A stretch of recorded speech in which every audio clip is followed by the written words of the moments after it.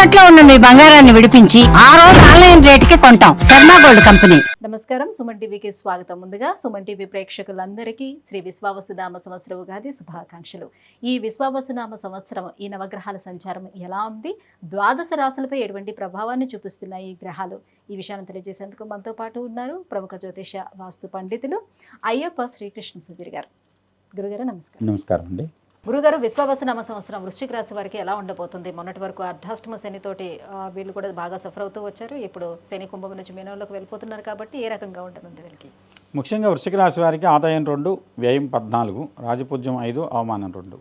ఈ స్థితిలో ఉన్నటువంటి వృశ్చిక రాశి వారికి గృహస్థితిలో శని అర్ధాష్టమంలోంచి పంచమంలోకి వెళ్ళిపోయాడు. అదేవిధంగా అర్ధాష్టమంలోకి రాహు ప్రవేశించాడు. అష్టమంలోకి గురుడు ప్రవేశిస్తున్నాడు. కానీ సంవత్సర ప్రారంభంలో సప్తమంలో ఉన్నాడు. తర్వాత మధ్యమంలో భాగ్యంలోకి వెళ్తున్నాడు, ఉచ్చస్థితికి వెళ్తున్నాడు. అయితే ఈ రాశి వారికి శనిగ్రహ పీడ తొలగడం మంచి అనుకూలమైన పరిణామం కింద చెప్పచ్చు. గత 2 సంవత్సరాలుగా మీరు పొందినటువంటి పరిశ్రమకు కానివ్వండి, పొందినటువంటి శ్రమ కష్టానికి తగిన ఫలితాన్ని అనుగ్రహించేటువంటి సంవత్సరంగా చెప్పవచ్చు. దీర్ఘకాలికంగా ఎదురు చూస్తున్నటువంటి కొన్ని ప్రత్యేకమైనటువంటి లాభదాయకమైనటువంటి పనులు మీకు సానుకూలమవుతాయి. అనూహ్యంగా అందరూ చుట్టూ ఉన్న వారందరూ కూడా ఆశ్చర్యపోయేంత ఆర్థిక పరిపుష్టి కలుగుతుందని చెప్పచ్చు. అది వేల, లక్షల, కోట్ల అనే తర్వాత విషయం. మీరు చేసే శ్రమకు సంబంధించి మీరు చేసిన పరిశ్రమ కంటే మెరుగైన ఫలితాన్ని పొందుతున్నారు. ఎందుకు అంటే శని యొక్క స్థితి ఒక్కసారిగా మీకు వేధ నుంచి అనుకూలమైన స్థానానికి మారుతూ ఉన్నాడు. దానికి తోడుగా వచ్చేసి రాహు మీకు చతుర్థ స్థానంలో ప్రవేశించడం వల్ల ఒక రకమైనటువంటి ఖండాంతర ఖ్యాతిని కానివ్వండి, లేదంటే మీ పేరు నలుదిశలా విస్తరించేలా మీ యొక్క ఖ్యాతి తోడ్పడుతున్నాడని చెప్పవచ్చు. తర్వాత గురుడు అష్టమంలో ప్రవేశించినప్పటికి కూడా ద్వితీయాధిపతిగా అష్టమంలో ఉన్నటువంటి గురుడు మంచి ధనలాభాన్ని, ధనానుకూలతను కలిగిస్తున్నాడు. చాలా విశేషమైనటువంటి ఒక మధ్యవర్తిత్వం కానివ్వండి, లేదంటే లావాదేవీల్లో కానివ్వండి, మీరు లాభపడేటువంటి అవకాశం ఉన్నది. ఇది ఎలా అంటే ఎవరో సంబంధించిన వ్యక్తులు తీసుకుంటున్నారు, మధ్యలో వాళ్ళిద్దరికీ వారధిగా మీరు ఉండి ఆ పనిని సానుకూలంగా పూర్తి చేసినందుకు ఉభయత్రా మీకు లాభం లభించేటువంటి అవకాశాలు కలుగుతున్నాయి. ఒక మధ్యవర్తిత్వం లాంటిది కానివ్వండి, లేదంటే ఒక పనిని సానుకూలపరిచినందుకు వాళ్ళు పొందిన లాభంలో మీకు వాటా కానీ భాగస్వామ్యం కానీ ఇచ్చేటువంటి పరిస్థితి కనపడుతుంది. కాబట్టి మీరు చేసిన కృషి కంటే మెరుగైన ఫలితాలు అనేక రకాల మార్గాల్లో ఆర్థికమైనటువంటి లాభాలు పొందేటువంటి అవకాశం ఉన్నది. ముఖ్యంగా సంతానపరమైన సమస్యలు, సంతానపరమైనటువంటి చిక్కులు తొలగుతాయి, సంతాన ప్రాప్తి కలుగుతుంది. తద్వారా వచ్చేసి కుటుంబంలో సంతోషం, ఆనందం వెలివిరుస్తాయి. అదేవిధంగా వచ్చేసి అర్ధాష్టమంలో ఉన్నటువంటి శని పంచమ స్థానంలో ప్రవేశించిన కారణం చేత ఉద్యోగపరమైనటువంటి వేదనలు తొలగుతాయి. ఉద్యోగం లేని వారికి ఉద్యోగపరమైనటువంటి ప్రాప్తి కలుగుతున్నది. అదేవిధంగా గురువు యొక్క అనుకూలత వల్ల అది కూడా సెప్టెంబర్ తర్వాత, అలానే వచ్చేసి మే 14వ తేదీకి ముందు ఈ 2 పరిస్థితులు, ఏప్రిల్ నెల కానివ్వండి, సెప్టెంబర్ తర్వాత ఉండేటువంటి పరిస్థితులు కానివ్వండి, మీకు ఎంతో దోహదకారం అవుతాయని చెప్పవచ్చు.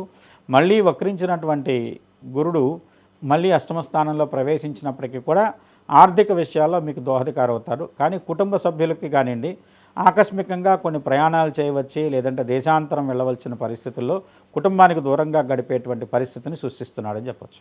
అంటే ద్వితీయార్థంలో గురువు బాగున్నాడు అంటున్నారు కాబట్టి కొత్తగా వ్యాపారాలు ఏమైనా ప్రారంభించే వాళ్ళు చేసుకోవచ్చు అంటారా? ప్రారంభించవచ్చు. వ్యాపార ప్రారంభానికి అనుకూలమైన సమయమే ఉంటుంది, కానీ వచ్చేసి భాగస్వామ్యం తప్పనిసరి అని చెప్పాలి.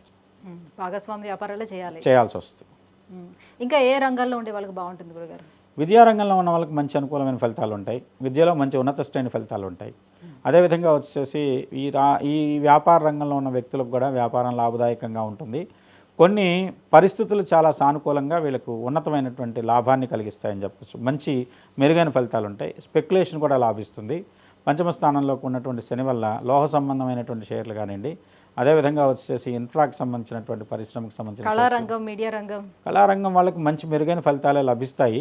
సహజంగా ఏంటంటే కళారంగం ఏ రాశిలో జన్మించిన వాళ్ళకైనా స్వాతి నక్షత్రం వేద లేకుండా ఉంటే కళారంగం బాగుంటుంది. స్వాతి మీద ఉన్నటువంటి వేద తొలగుతుంది కాబట్టి కళారంగంలో ఉన్న వ్యక్తులు ఏ రాశి అయినా బాగుంటుందని చెప్పచ్చు ఈ సంవత్సరం. ముఖ్యంగా ఇప్పుడు గత సంవత్సరం చూడండి, మీరు సినిమా రంగంలో వాళ్ళు పొందిన విజయాన్ని వాళ్ళు దాన్ని సరిగ్గా సెలబ్రేట్ చేసుకోలేని పరిస్థితులు, చాలా గొప్ప ఫలితం వస్తుంది అనుకున్నటువంటి ఫలితాలన్నీ కూడా తిరగలబడినటువంటి పరిస్థితి. అందువల్ల వచ్చేసేసి ఇప్పుడు సినిమా రంగంలో కానీ కళారంగంలో కానీ ఒక్కటైనా సరే నూతనమైనటువంటి ఒక సంచలనాలు ఏమీ నమోదు కాలేదని చెప్పచ్చు. ముఖ్యంగా తెలుగు సినిమా ఇండస్ట్రీలో అనుకోండి, మనం దీని కనుక చాలా మన తెలుగు పంచాంగం దానికి సంబంధించింది అవుతుంది కాబట్టి తెలుగు భాషాపరమైన దాంట్లో బాగున్నది ఎంతవరకు బాగుంది కానివ్వండి, ఒక సంచలనాత్మకమైనటువంటి విశేషమైనటువంటి యోగాలు ఉన్నటువంటి స్థితి అయితే ఎక్కడా కనపడలేదు. కళాకారులను ఆదరించే విషయంలో ప్రభుత్వాలు 2 ప్రభుత్వాలు అవార్డులు కానివ్వండి ఇలాంటివన్నీ తీసేసినాయి. గత కొన్ని సంవత్సరాలుగా నంది అవార్డులు లాంటివి కూడా జరపడం లేదు. ఇవన్నీ ఏంటంటే ఆ సంఘం వేదలో ఉన్నదానికి సూచనల కింద చెప్తున్నాను కాబట్టి ఇప్పుడు ఆ వేద తొలుగుతుంది కాబట్టి మంచి ఫలితాలు వస్తాయని చెప్పచ్చు. ఇంకా ఎటువంటి పరిహారాలను పాటించుకోవాలి, ఎలాంటి దైవారాధనలు చేసుకోవాలి? అర్ధాష్టమంలో ఉన్నటువంటి రాహు దోషం తొలగటానికి సుబ్రహ్మణ్య స్వామిని ఆరాధిస్తే మంచిది. మీరు సుబ్రహ్మణ్య స్వామి యొక్క ఆరాధన వల్ల మీకు తప్పనిసరిగా వచ్చేసి ఈ రాహు సంబంధమైన వేద తొలుగుతుంది, సర్ప సంబంధమైన పీడ తొలగేటువంటి అవకాశం ఉంటుంది. అలానే సుబ్రహ్మణ్య క్షేత్రాలు కానీ సర్ప సంబంధమైన క్షేత్రాలు సందర్శన చేయండి. సుబ్రహ్మణ్య స్వామి 6 క్షేత్రాలు సందర్శన చేసినట్టయితే మీకు ఎంతో మెరుగైనటువంటి ఫలితాలు కలుగుతాయని చెప్పవచ్చు. విదేశాల నుంచి లేదంటే విదేశాల్లో ఉన్న వ్యక్తుల యొక్క భాగస్వామ్యాలు వాళ్ళు మీ యొక్క ప్రాధాన్యతను గుర్తించి వాళ్ళగా మీతో కలిసి వ్యాపారం కానివ్వండి, కలిసి పనిచేయటం కోసం వాళ్ళ నుంచి కొన్ని ప్రస్తావనలు వస్తాయి. వాటిని తప్పనిసరిగా స్వీకరించండి, మీకు మేలు జరుగుతుంది. గురుగారు, వృశ్చిక రాశి వారికి ఈ విశ్వావసునామ సంవత్సరం ఎలా ఉండబోతుంది, ఎటువంటి పరిహారాలను పాటించుకోవాలనే విషయాన్ని తెలియజేసినందుకు ధన్యవాదాలు. నమస్కారం. స్వస్తిశ్రయాభ్య పరిపాలయంతాం న్యాయేన మార్గేణ మహేన్మహేష గోబ్రాహ్మణేభ్య సోమస్తు నిత్యం లోకా సమస్తా సుఖినో భవంతు. సహనా భవతు సహనో భునక్తు సహవీర్యం కరవావహి తేజస్వినావధీతమస్తమావిద్విషావహి. ఓం శాంతి శాంతి శాంతి. ప్రజలందరూ కూడా విశ్వావసునామ సంవత్సరంలో ఆయురారోగ్యాలతో అష్టైశ్వర్యాలతో తోగాలని ఆ సర్వేశ్వరుని ప్రార్థిస్తూ మీ అందరికీ కూడా విశ్వావసునామ సంవత్సరం నూతన సంవత్సర శుభాకాంక్షలు.